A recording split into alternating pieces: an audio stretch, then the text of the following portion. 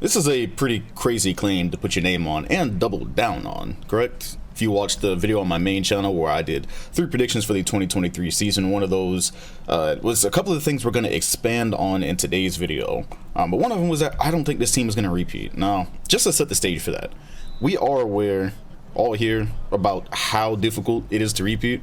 You talk about Golden State in the Kevin Durant era, for obvious reasons, that was a bit easier for them. You look at the Miami Heat, it's another big three that did it. Before them, what are we looking at? The Lakers? Did Spurs ever repeat? Gosh, the Spurs never did repeat. So yeah, it was the Lakers with Kobe and Gasol. Repeating is brutal. A lot of the times that it happens, it barely happens. Took the Heat game 7, it took the Kobe and Gasol Lakers game 7. Once again, Kevin Durant Warriors not a part of that conversation.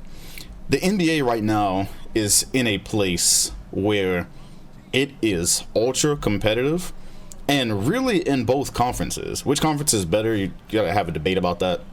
But it's brutal in both of them. And one of the things I look at with the Golden State Warriors is last year, I don't think you could really debate was their weakest team to win a championship. You had Draymond Green, who is not as effective as he once was. You had Klay Thompson, who is also not as effective as he once was. The supporting cast is not as strong as it was in previous years. Yeah, maybe you can debate it between like the 2015 squad, but obviously 17 and 18. So that was one of the things that was so impressive about Steph Curry's run in that final series. And getting there is that, man, that was a team you could have very much have seen losing that series. And they won it in 6. So I respect their greatness enough to know that, yeah, give or take, with this team not having to deal with too many injuries, very much like 1 through 3. I could see them from 1st to 3rd seed in this Western Conference. They're going to be really damn good. Don't get me wrong. They're going to be really good. But repeating would just be flat out impressive isn't the word for it. Just check it out, right? I keep talking about the 2 losses that this team had.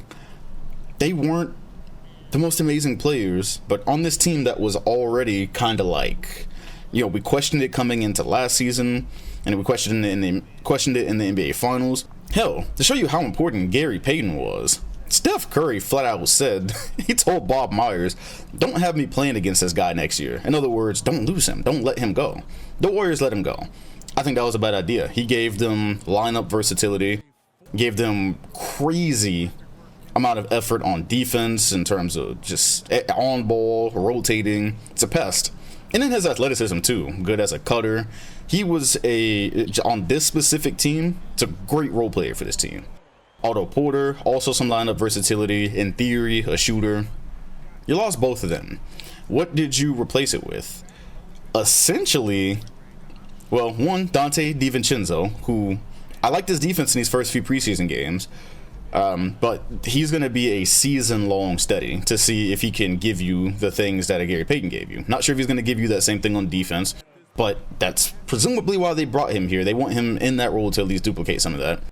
And assuming you're not, we're talking about additions to the roster, JaMychal Green. Yeah, anyways. So I think more of the hope with the Warriors right now is, okay, we kept our core. Obviously, the big 3, which I don't know if you call it a big 3 anymore, but we kept the core 3 that has been there for all the championships, and Curry, Klay, and Green. They didn't even really play together last regular season, and they still went on to win the championship. So it's starting to, and that's why I respect their greatness. As long as you have those 3, you always have a chance. That's why I think they're going to be right in the thick of things.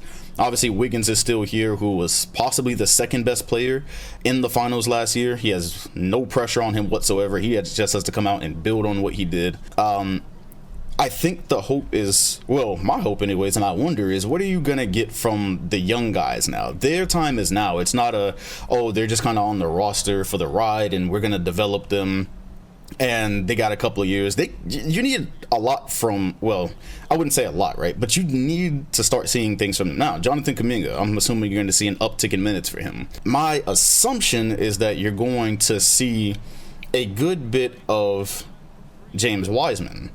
Now, I said in that video, you don't need a ton from him. You just need him to do one or two things really good. You need him to roll really strong. You need him to set screens really strong and be serviceable on defense, because that, not even serviceable, really, hopefully you get good defense from him, because then it'll start to be a thing where, okay, now we can completely justify giving him, I don't want to say all of Looney's minutes, but starting to replace Looney a little bit.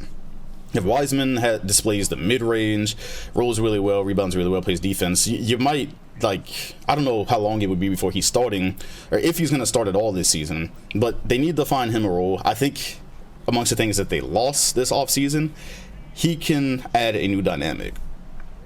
But like I said, uptick hopefully from Kuminga, hell, probably uptick from Jordan Poole.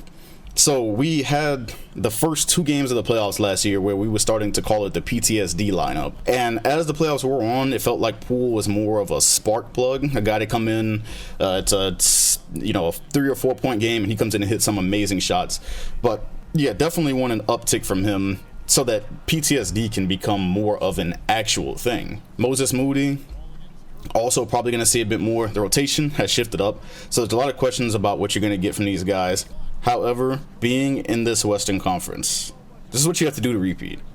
What was their path last year? They played the Nuggets in the first round.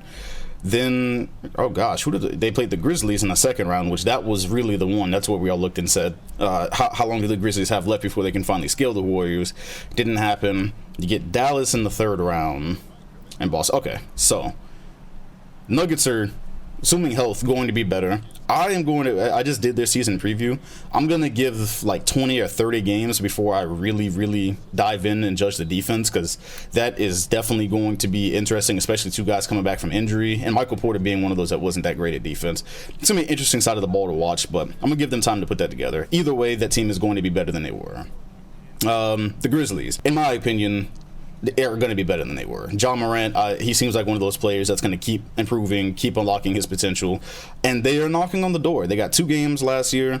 Injuries played a part, but still, I think the Warriors. I think the Warriors had them anyways. They were just a bit more mature. They were better. But the Grizzlies they're knocking. They're knocking, and they're right there. And it's probably not going to be Dallas this year. You have to probably, more than likely, if the Clippers are there, got to scale that team at some point in the playoffs. The healthy version of them, with a healthy version of Kawhi, and crazy lineup versatility. You're going to have to do all that and then beat whoever comes out of the Eastern Conference.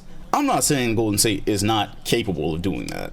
I want to be clear, because at this point, I'm not putting anything past Steph Curry. Let's just call it what it is. Wiggins was the second best player in the finals last year, and they won in 6. I'm not putting anything past Curry.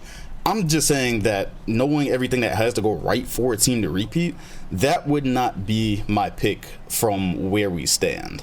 I just start to have some questions like, okay, what is Klay Thompson? And we know in the finals he was pretty much mediocre. He had some moments and he was there when they needed him, but overall he was kind of mediocre. So, okay, that was his first season back from crazy injuries and went all the way to the finals, so I can kind of see that.